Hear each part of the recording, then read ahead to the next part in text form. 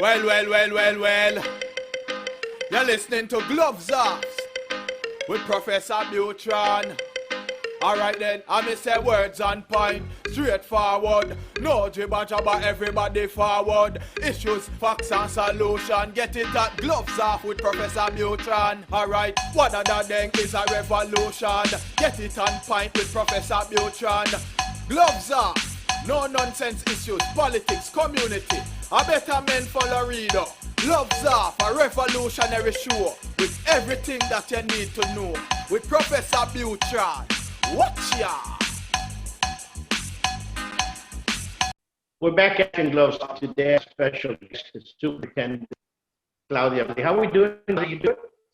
Hi, doing good. Thank you for the invitation. I really appreciate your time. Thank you. No, we appreciate time and volunteering being a trustee. This is volunteer work, right? Yes.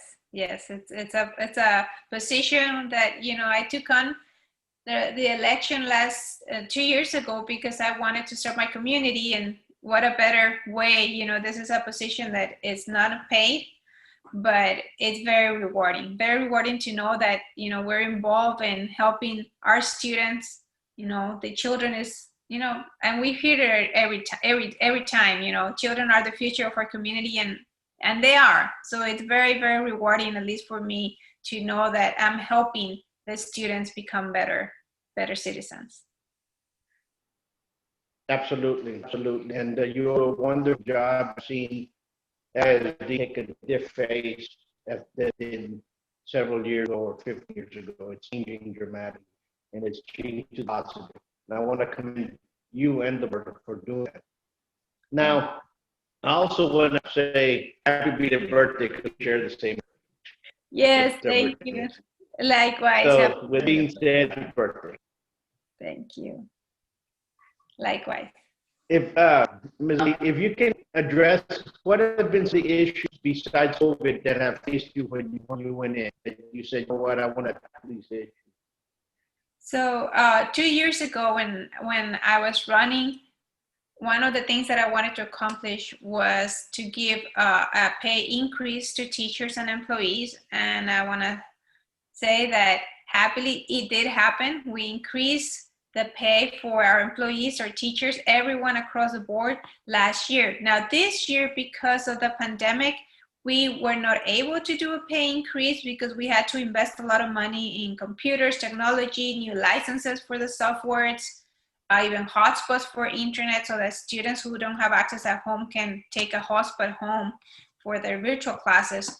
But what we did, we just approved last week a one-time supplement pay. So in December, our employees, everyone, teachers and staff, are going to receive a supplement pay. So we were able to do that once we finalized the budget. So it's not a pay increase the way we would like to, but we were able to do something extra for everybody. Something else that I campaigned on was giving better technology to our teachers, to our students. And sure enough, before the pandemic started in November and December, we worked on approving laptops for every high school student. And so we were already working on that. Then we come March, and unfortunately we get hit with COVID-19, and we now started working on expediting getting technology for everyone else. So even though we already have some tablets for our younger students so that they can start using technology, so now we have every student will have, if they don't have it yet, because we're still waiting on some technology to arrive, either a Chromebook or a tablet, so that they can start now using it for virtual classes. But also our plan is that from now on, regardless of whether students come back full force to the classroom, we're gonna continue implementing the technology so that now we are gonna have the students, they graduate and they'll be ready for the workforce, because our society is going that way. You know, every day we have more and more technology in our everyday lives. So that's our goal, to be able to train our students so that they go out there and they're ready for the workforce, whatever it brings to them. You know, so we were able to accomplish that. Another goal that I had was. No, you're absolutely correct. When we were in school, you know, we had books. Yes. And we had to write everything down. Everything got changed, you know. We're talking in video that you used to see on the Jetsons, you know, in the cartoon that that was gonna be future. We are doing that in some ways. So we just need flying cars. But what I see is that I see this to you and I see to the other members is the care that you're doing for the students. Now let's talk about COVID-19. How has the school started off and what are the procedures to get back on track? Okay, so back in March we started and we had to shut everything down, you know, and it's like, okay, let's move. We had to move fast. So we started working on what are we going to do to make it safe. So we started, you know, securing sanitizing equipment, securing protective equipment.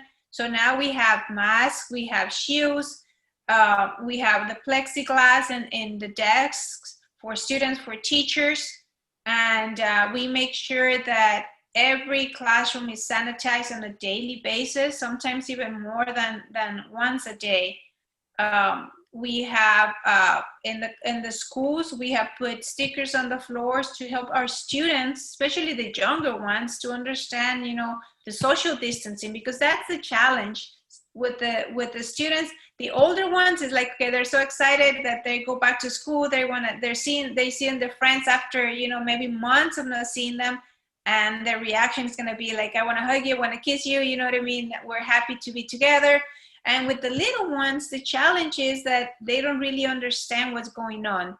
They don't understand, like, hey, you cannot touch each other. You cannot say hi to your friend with a handshake. When, you know, before we're trying to teach them to be social and like, hey, shake hands. Hey, be polite, be nice. And now we're trying to have them understand the social distancing. So we have stickers everywhere. We have, you know, the hand sanitizer. We have everything that we need to help keep our environment safe, so that, you know, the parents know that when their kids go to school, we're doing everything we can to keep them safe and protect them from any kind of infection.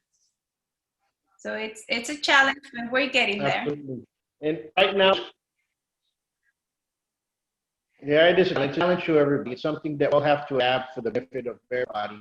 But we also have to stop living in fear and start living. And I think that's something that we have to show our new ones to start moving forward, not to be afraid of everything. And I think we're on plan a good direction. But I was going to do when you all right now schools are at what percentage? Like what percentage? Of students? What percentage of students? Yes.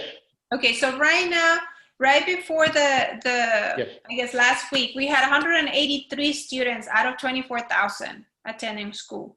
Now, as of yesterday, all the teachers are reporting to school now, and we're seeing the numbers increase. I don't have the exact number yet because they just started yesterday, but we're expecting that maybe at least 20%, and then 25, but probably by the end of this week, we're expecting about maybe 25% of students back in school. But slowly it's going to start increasing. That's what we're going to see. But I don't have the exact numbers yet. But the teachers are reporting to school. Absolutely. Are students, parents just thinking now I'm going back to school? So many people now. How is the sound is breaking. I didn't understand that question. I said, are the students going, like the parents just take them, no, my son's going to start, or my daughter start now back to school? Or is it like this, so many people are coming next, so many people are coming next? Okay, so the district has developed a plan to have the students come back depending on the grade, okay? But we are also making exceptions for those students who, for example, especially like in high school and middle school, there's some students that say, you know what, I really want to take the math class in person, or I want to take,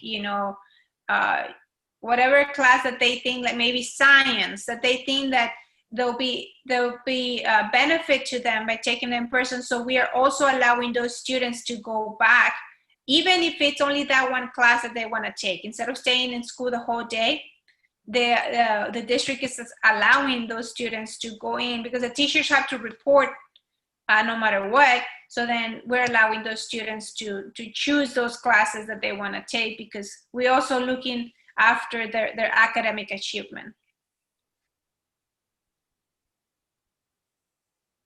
Understood. What are plans besides the COVID? Because we don't still graduate from kids. We have a graduation event. What? I'm sorry. The sound is just, I don't know if it's my internet connection, but the sound is not very well. Okay. No, I'm saying is this year because of COVID, we stole graduation from classes. Yeah, no, I'm not getting. We stole graduation. Maybe if In this year, if, do you think we have some graduation? For graduation for this year? Yes, for 21. Well, we're hoping that our seniors this year will get a graduation. Now, we were able to have graduations last year with social distancing, and what happened is that we limited the number of people who could attend. So basically, every student got only 2 tickets. So only mom and dad could go to the graduation. We did stream the graduations live. It's not the same, but we're hoping that this year we can get. Sure, it's not the same. And I understand, things back to normal. I think that we have to do with, and I know that you are planning doing the best you can for the future of kids, for the protection of them. Yes, but I mean, I'm going to tell you, I mean, a lot of our seniors last year, they were sad because they were expecting to have their graduation, their prom, finish up their sports season strong, and everything just all of a sudden got shut down, and they didn't have that, so we're hoping that for this year we can get that to our students. Absolutely. Well, I want to come in once more. When is your does this election running at the same time as the city and the national? Yes, the elections are the same. So early voting is October 13th to October 30th. The election day is November the 3rd. It's the same ballot. It's just that, the every race is, the highest race is at the top and we go down. So the district will be at the end of the ballot. So always turn the page, go to the very end. All right. Number one. I didn't hear that. Like always go to the very end. Don't skip. Even if you do a straight ticket, because we are not by party, then we still had to vote for the district. Even for the city, like city council, they're not by party. So even if you do a straight ticket, you're not voting on city council or the school districts because we're not by party. I understand.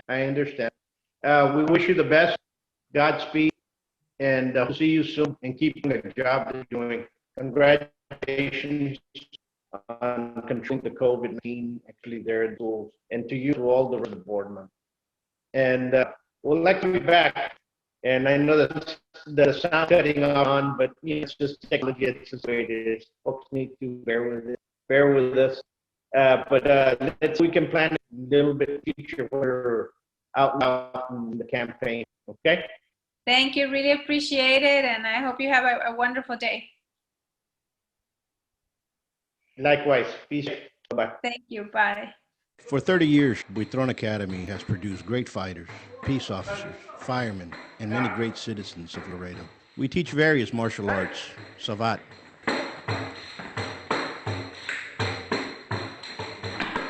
kempo, capoeira, each in their own traditions, trajectory, history, and pedagogy. Buitron Academy is the first school of savant in the United States, the first capoeira movement in Texas, the first Kempo school in Laredo. What will one expect to see at Buitron Academy? Respect, fellowship, coordination, skill, and self-defense.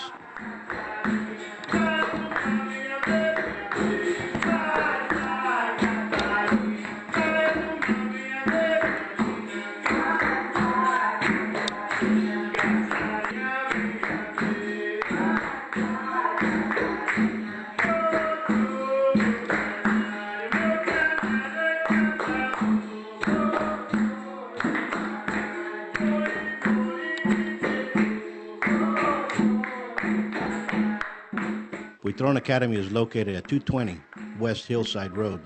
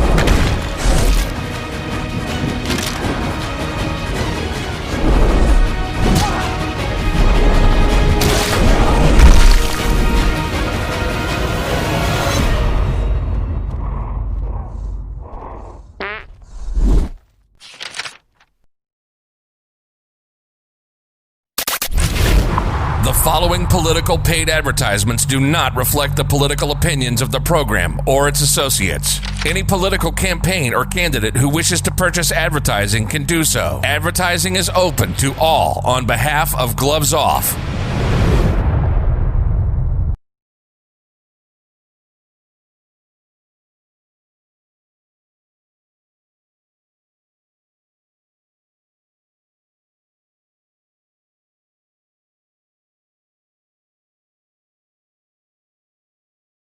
Hello, how are you?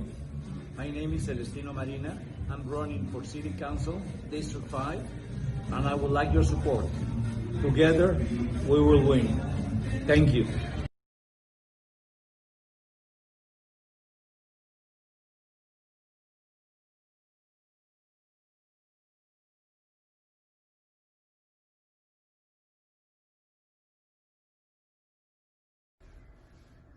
Hi Laredo, this is Carlos Perez. I'm running for Laredo College Board of Trustees Place 8. You can follow us on social media on Twitter, Instagram, and Facebook at CG Perez for LC. I look forward to gaining your support this campaign season and earning your vote November 3rd. Thank you.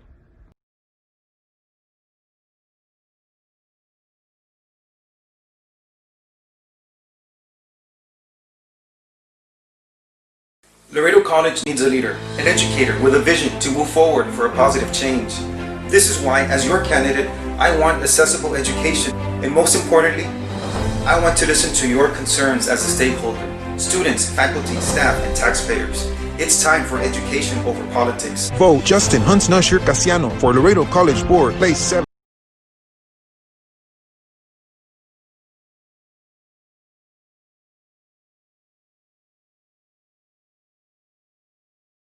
Hi, I'm Amber Avis Hinojosa, ready to change the direction of District 8.